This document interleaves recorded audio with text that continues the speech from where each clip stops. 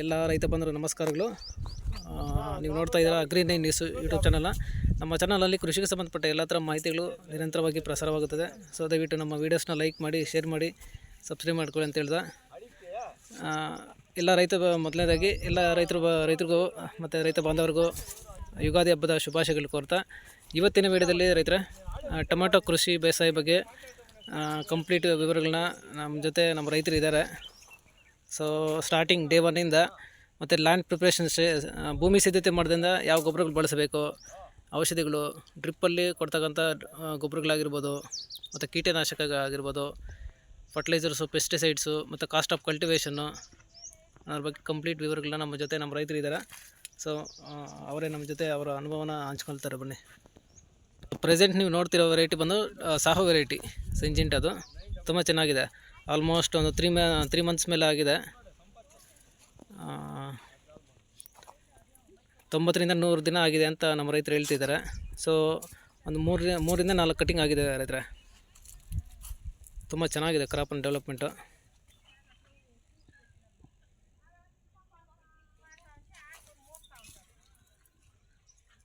ಮೂರರಿಂದ 4 ಕಟಿಂಗ್ ಆಗಿದೆ.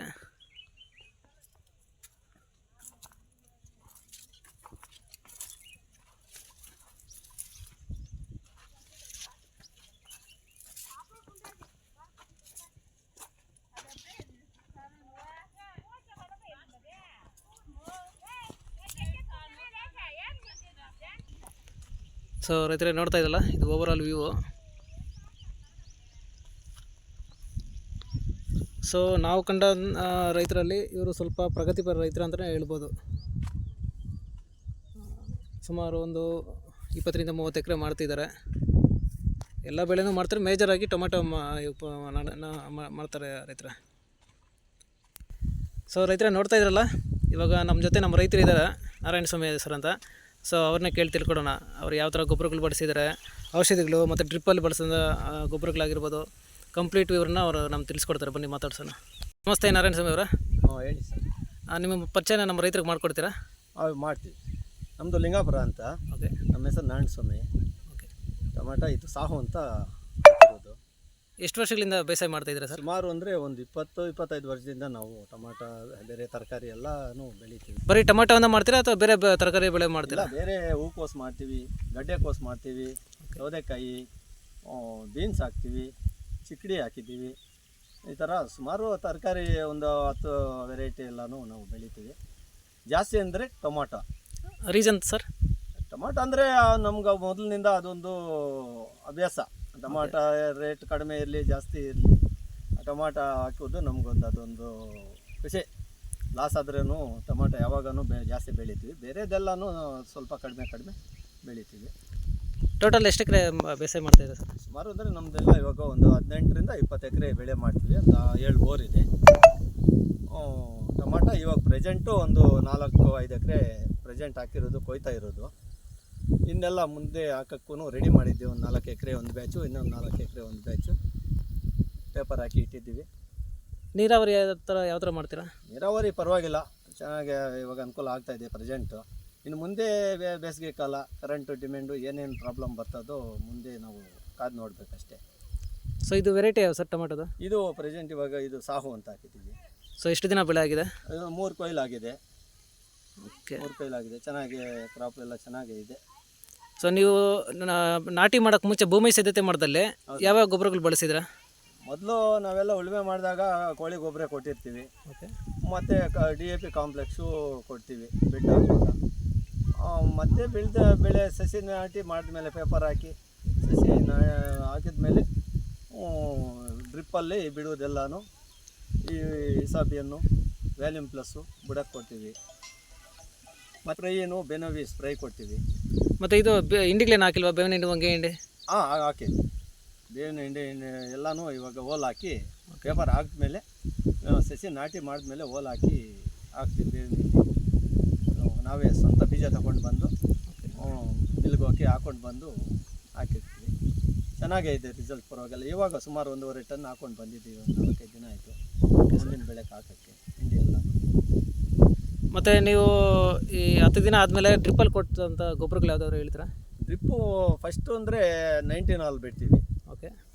Second 1261. Third stage ಅಂದರೆ 13045 ಬಿಡ್ತೀವಿ.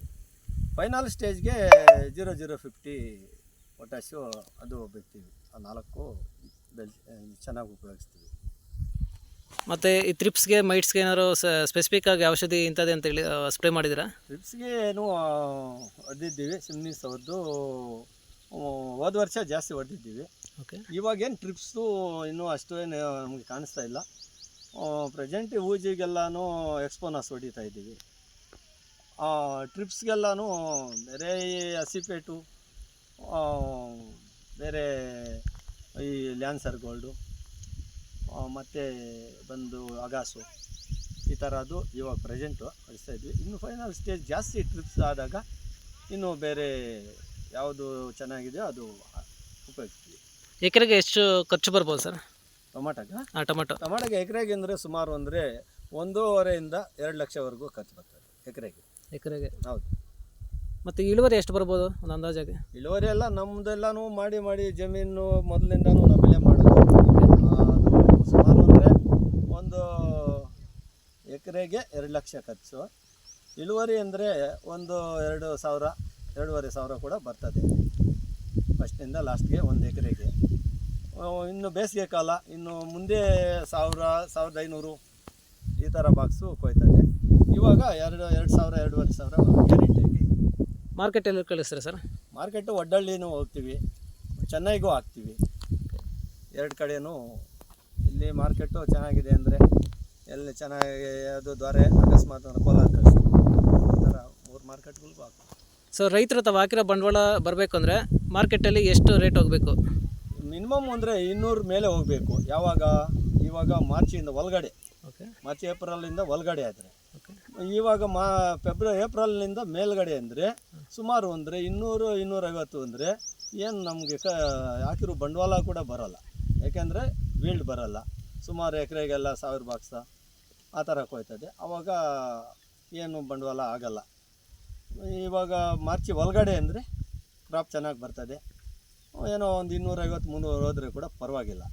500 ರೂಪಾಯಿ ಏಪ್ರಿಲ್ ಮೇಲೆ 500 ಹೋದರೆ ಕೂಡ ನಮಗೆ ಏನು ಅದು ಇಳುವರಿ ಅಷ್ಟು ಬಂದಿರಲ್ಲ, ಖರ್ಚು ಜಾಸ್ತಿ ಇರ್ತದೆ, ಏನೋ ಲೆವೆಲ್ ಆಗ್ತದೆ ಅಷ್ಟೇ. ಸೊ ಇವಾಗ ಈ ಸಮ್ಮರ್ ಸೀಸನ್ಗೆ ಸೋಯಿಂಗ್ ಸ್ಟೇಟಸ್ ಬಗ್ಗೆ ಏನೋ ಹೇಳ್ತೀರಾ? ಹಿಂಗಂದರೆ ನಾಟಿ ಯಾವ ಥರ ಮಾಡ್ತಿದ್ದೀರಾ ಅನ್ನೋ ಬಗ್ಗೆ ನಿಮ್ಮ ನಾಟಿ ಏನು ಇವಾಗ ಒಬ್ಬೊಬ್ಬರು ಅವರವರು ಅನಿಸಿಕೆಯಾಗಿ ಮಾಡ್ತಾ ಇರ್ತಾರೆ. ಯಾರೋ ಅಕಸ್ಮಾತ್ ಏನೋ ಗ್ಲಾಸು ಬುಡಕ್ಕೆ ಗ್ಲಾಸ್ ಹಾಕಿ ಏನು ಪೇಪರು ಸೆಕೆ ಜಾಸ್ತಿ ಆಗ್ತದೆ ಅಂತ ಹೌದೌದು glass plastic glass tea glass ಒಂದು ಹಾಕಿ ಅವರು ಇದಂತಾರೆ. ನಾವೆಲ್ಲ ಏನಿಲ್ಲ, ತೇನಿಕು ಸಾಯಂಕಾಲ ಹೊತ್ತು ಕರೆಂಟು ಎಲ್ಲ ನೀರು ಹಾಕಿದ ಮೇಲೆ ಸಾಯಂಕಾಲ ಕರೆಂಟ್ ಇರಲ್ಲ, ಆವಾಗ ತಣ್ಣಗಿರ್ತದೆ ಭೂಮಿ ರಾತ್ರಿ ಎಲ್ಲ ಅಂತ ತ್ಯಾನಿಕು ನಾವು ಬುಡಕ್ಕೆ ಡ್ರಂಚಿಂಗ್ ಮಾಡ್ತೀವಿ ಗ್ಲಾಸಲ್ಲಿ, ಇಲ್ಲಾಂದರೆ ಪಂಪಲ್ಲು, ಈ ಥರ ಮಾಡ್ತೀವಿ. ಈ ಸೀಸನ್ ಬಗ್ಗೆ ಏನೋ ಹೇಳ್ತೀರಾ ಸರ್? ಸಮ್ಮರ್ ಸೀಸನ್ ಬಗ್ಗೆ, ಟೊಮೆಟೊ ಬಗ್ಗೆ? ಸಮ್ಮರ್ ಸೀಸನ್ ಅಂದರೆ ಇವಾಗ 4ನೇ ತಿಂಗಳು 5ನೇ ತಿಂಗಳಿಂದ ಸ್ಟಾರ್ಟ್ ಮಾಡ್ತಾರೆ. ಓಕೆ. ಎಲ್ಲ ಕಡೆನೂ ಮಾಡ್ತಾರೆ. ಕೆಲವು ಕಡೆ ಟೆಂಪ್ರೇಚರ್ ಜಾಸ್ತಿ ಇರ್ತದೆ, ಅಲ್ಲಿ ಏನೋ ಚೆನ್ನಾಗಿ ಕ್ರಾಪ್ ಬರಲ್ಲ. ಕೆಲವು ವಾತಾವರಣ ಇವಾಗ ಟೆಂಪ್ರೇಚರ್ ನಮಗೂ ಆಂಧ್ರಗೂ ಡಿಫ್ರೆನ್ಸ್ ಇರ್ತದೆ. ನಮ್ಮ ಕಡೆ ಇವಾಗ ವಾತಾವರಣನೂ ಇನ್ನೂ 1 ತಿಂಗಳು ಆ ಥರ ಸರಿ ಹೋಗ್ತದೆ. ಮತ್ತು 6 7ನೇ ತಿಂಗಳು ಹೆಂಗಾಗ್ತದೋ ಅದು ಕಾದು ನೋಡಬೇಕು ಮುಂದೆ.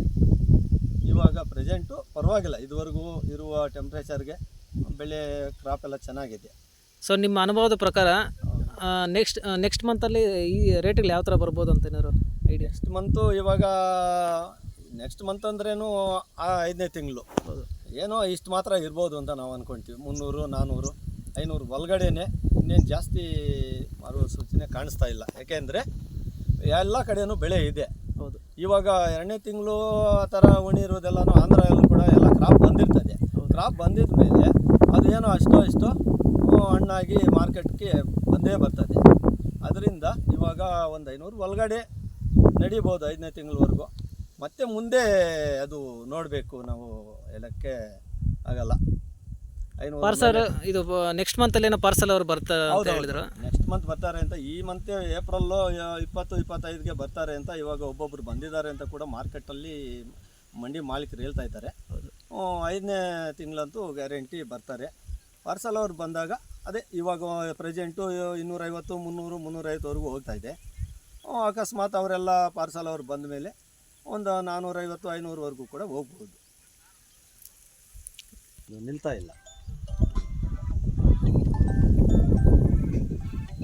ಇದು ಯಾವುದೋ ತೋಟ ವೀಡಿಯೋలో వచ్చిండ్రి టమాటా తోట, అందుకే వీడియో న్యూస్ చేస్తూ ఉన్నారు.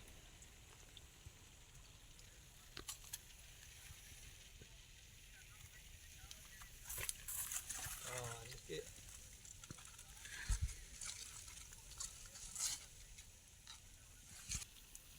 టైంలో వేస్తే ఎట్లా ఏమి, ఇప్పుడు ಯಾವ క్రాప్ వేసిండారు దాని ಬಗ್ಗೆ ఏమి.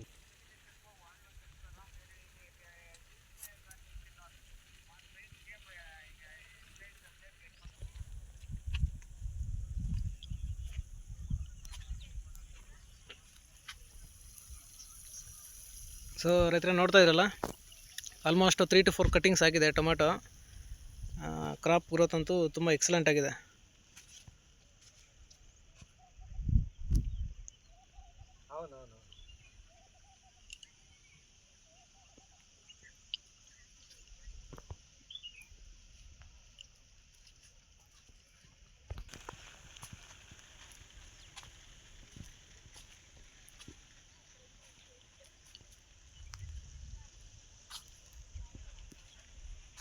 తెలుసు చిన్నప్పటి తెలుసు 2 ఊర్లలో. ನಿಮ್ಮ ತೋಟದಲ್ಲಿ ವೈರಸ್ ಹತೋಟಿಗೆ ಅಥವಾ ತ್ರಿಪ್ಸು ಮೈಟ್ಸ್ಗೆ ಬಳಸಂಥ ಔಷಧಿ ಏನಾದರೂ ಹೇಳ್ತೀರಾ? ಹೌದೌದು. ಇವಾಗ ಫಸ್ಟು ಎಕ್ಸ್ಪೋನಸ್ ಅಂತ, ಅದು ಹೊಸ್ದಾಗಿ ಬಂದಿರೋದು. ಹೊಸ್ದಾಗಿ ಅಂದರೆ 1 ವರ್ಷ 2 ವರ್ಷ ಆಗಿರ್ಬೋದು. ಓಕೆ. ಆದರೆ 45 ದಿನ ಸ್ಟೇಜ್ನಲ್ಲಿ ಒಂದು ಸಲ, ಮತ್ತು 65 ದಿನಲ್ಲಿ ಒಂದು ಸ್ಟೇಜ್, 2 ಸಲ ಕೊಟ್ಟರೆ ಊಜಿಗೂ ಟ್ರಿಪ್ಸ್ಗೂ ಬೇರೆ ಕೀಟನಾಶಕಗಳು ಯಾವ್ಯಾವ ಇದ್ರೂ ಕೂಡ ಚೆನ್ನಾಗಿ ಕೆಲಸ ಮಾಡ್ತಾಯಿದೆ. ಇದು ಬಂದಾಗಲಿಂದ ರೇಟೂ ರೀಸನಲ್ಲಾಗೆ ಇದೆ, ಪರವಾಗಿಲ್ಲ, ಚೆನ್ನಾಗಿ ಕೆಲಸ ಮಾಡ್ತಾಯಿದೆ. ಇದು ಎಲ್ಲರೂ ಉಪಯೋಗಿಸ್ಬೋದು. ಇದರಿಂದ ಏನು ತೋಟಗೇನು ತೊಂದರೆನೂ ಇಲ್ಲ, ನಮಗೆ ಸೈಡ್ ಎಫೆಕ್ಟ್ಸೂ ಇಲ್ಲ, ಚೆನ್ನಾಗಿದೆ ಎಕ್ಸ್ಪೋನಸ್ ಅಂತ. ಸೊ ಎಲ್ಲ ಥರ ರಸಾಯನ ಕೀಟಗಳು ಹತೋಟಿ ಹೌದೌದು, ಎಲ್ಲನೂ ಟ್ರಿಪ್ಸು ಮತ್ತು ಈ ಊಜಿ ಅಂತ ಇದು ಬೇರೆ ಕೀಟನಾಶಕಗಳು ಏನೇನೋ ಇದೆಯೋ ಎಲ್ಲನೂ ಇದರಲ್ಲಿ ಕಂಟ್ರೋಲ್ ಆಗಿ ಚೆನ್ನಾಗಿ ರಿಸಲ್ಟ್ ಬರ್ತಾಯಿದೆ. ಇದು ಎಲ್ಲರೂ ಉಪಯೋಗಿಸ್ಬೋದು. Okay sir. ಗಮನಕ್ಕೆ ಬಂದಂಗೆ ನಿಮ್ಮ ತೋಟದಲ್ಲಿ ರೋಗಗಳು ಕೀಟಗಳ ಬಗ್ಗೆ ಹೇಳ್ತೀರಾ ನೀವು? ಹೇಳ್ತೀವಿ. ಇವಾಗ ಬೇಸಿಗೆ ಕಾಲದಲ್ಲಿ ಏನು ಯಾವುದು ಬೇರೆ ರೋಗ ಅಂಥದ್ದೇನು ಬರೋಲ್ಲ. ಇವಾಗೆಲ್ಲ ಇರೋದು ಟ್ರಿಪ್ಸು ಮೈಟ್ಸು ಈ ಊಜಿದು ಇದೇ ಮೈನ್ ಪ್ರಾಬ್ಲಮ್ಮು. ಮಳೆಗಾಲ ಬಂದರೆ ಈ ಅಂಗಮಾರಿ ಬರ್ತದೆ, ಮಚ್ಚ ರೋಗ ಬರ್ತದೆ, ಸುರುಗು ರೋಗ ಅಂತ ಬರ್ತದೆ, ಕಾಯಿ ಮೇಲೆ ಎಲ್ಲ ಗಜ್ಜಿ ಆ ಥರ ಬರ್ತದೆ. ಇವಾಗ ಅಂಥ ರೋಗ ಏನು ಬರೋಲ್ಲ. ಬೇಸಿಗೆ ಕಾಲಕ್ಕೆ ಸ್ವಲ್ಪ ಈ ಬೂದಿ ರೋಗ ಬರ್ಬೋದು, ಬೇರೆ ಇನ್ನೇನು ಅಷ್ಟು ರೋಗ ಬೇರೆ ಯಾವುದು ಬರೋಲ್ಲ. ಬೂದಿ ರೋಗಕ್ಕೆ ನೀವು ಬಳಸೋಂಥ ಔಷಧಿ ಯಾವುದು ಅಂತ ಹೇಳ್ತೀರಾ? ಬೂದಿ ರೋಗಕ್ಕೆ ಮೊದಲಿಂದನೂ ಚೆನ್ನಾಗಿ ಹೆಸರು ಬಂದಿರೋದು ನೇಟಿವ್ ಅಂತ ಇದೆ, ಅದು ಚೆನ್ನಾಗಿ ರಿಸಲ್ಟ್ ಬರ್ತದೆ. ನಾವು ಅದನ್ನೇ ಉಪಯೋಗಿಸ್ತಾ ಇದ್ದೀವಿ, ರಿಸಲ್ಟು ಚೆನ್ನಾಗಿದೆ. ಸೊ ಬೇರೆ ರೈತರು ಬಳಸ್ಬೋದು ಅಂತ ಹೇಳ್ತೀರಾ? ಹೌದು, ಎಲ್ಲರೂ ಬಳಸ್ಬೋದು, ಚೆನ್ನಾಗಿದೆ ರಿಸಲ್ಟ್.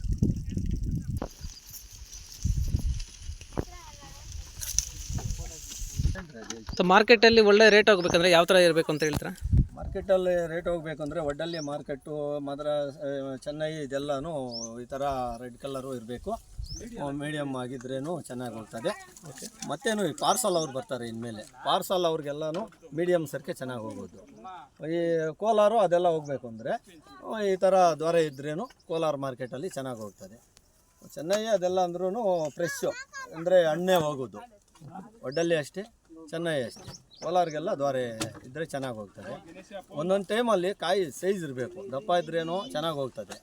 ಒಂದೊಂದು ಟೈಮಲ್ಲಿ ಮೀಡಿಯಮ್, ಈ ಪಾರ್ಸಲ್ ಅವ್ರಿಗೆಲ್ಲ ಮೀಡಿಯಮ್ ಇದ್ದರೆ ಚೆನ್ನಾಗಿ ಹೋಗ್ತದೆ.